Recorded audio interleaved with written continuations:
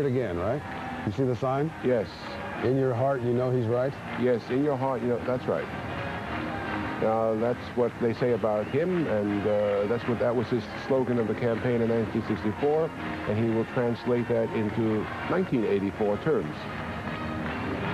May I remind you that one of the most famous sentences he uttered in 1964 when he accepted this party's nomination was, "Extremism in the defense of liberty is no vice." And we may hear that again tonight. We may. Actually, we're just teasing with you. That part of the speech has been released, although the rest of it has not. There was some discussion as to whether some of the party people wanted him to use that line, but he's going to use it. He is, after all, Barry Goldwater. Unique, as Dan Shore called him earlier. Well, original.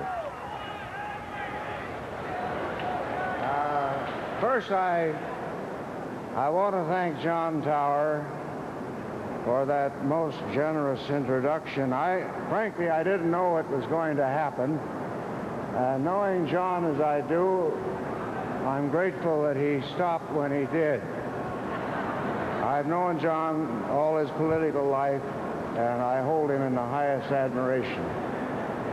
Nancy Reagan, Mr. Chairman, delegates, ladies and gentlemen, a month ago I sat in my den and watched the Democratic National Convention.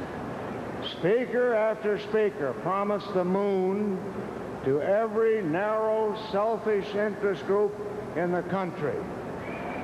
But they ignored the hopes and aspirations of the largest special interest group of all, free men and free women.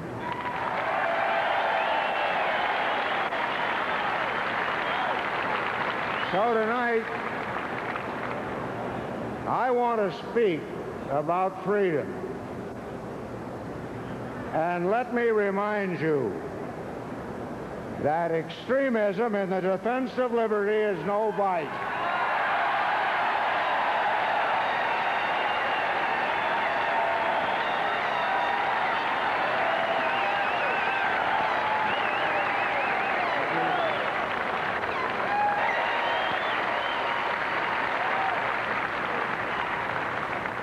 We're all Republicans, Mr. President, but we're Democrats too, and independents, one and all. First and foremost, we're all Americans.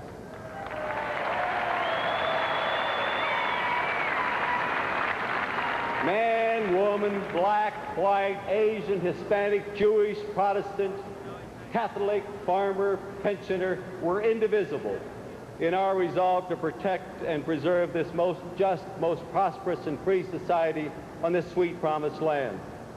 Our children and grandchildren will thank us for what we are about to do.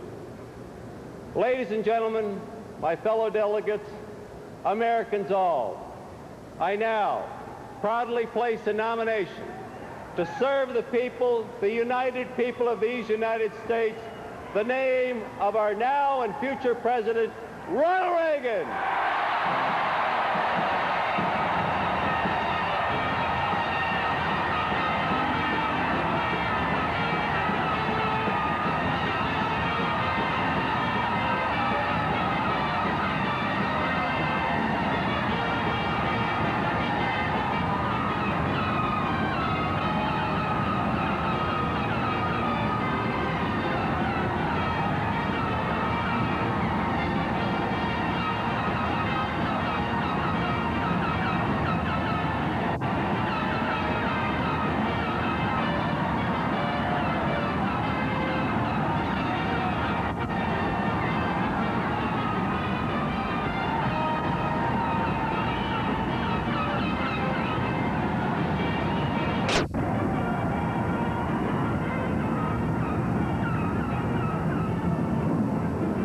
Is the big demonstration of the night and involves a lot of young people, 2,000 Youth for Reagan members carrying balloons into the aisles so that they're filled. We're going to be seeing several bands, both from Dallas, Texas high schools.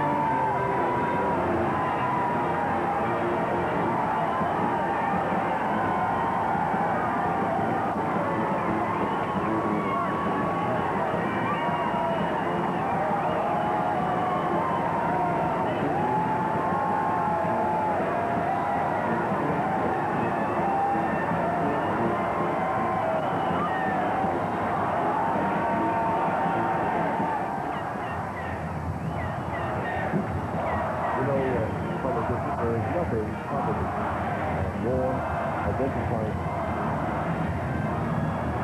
There's nothing more characteristic of a nominating convention than this part of it. Of all the traditions of nominating conventions, this is the one. A nomination is made and there is this demonstration. What has changed, though, over the years is that it's more carefully choreographed, it is more carefully orchestrated than it used to be. Somewhere in the Republican High Command, there is a script. It's a script that reads very much like a script for a live television program, which in fact it is.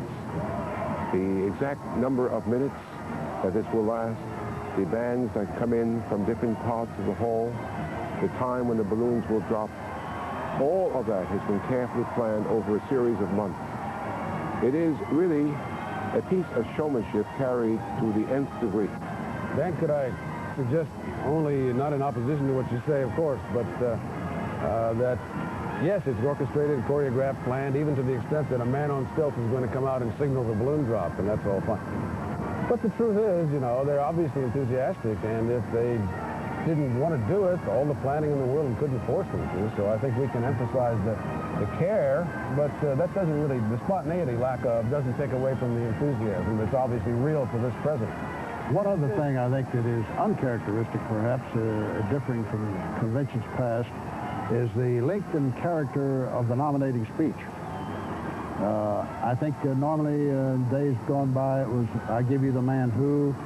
Most of it was very positive about the man himself. Tonight we heard Senator Laxalt take on Mondale, run the full scale of issues, foreign policy, domestic issues, spending, taxes, and so forth. Yeah, it occurred to me, by the way. Excuse me, Dan, we've got to go down to the floor if we can.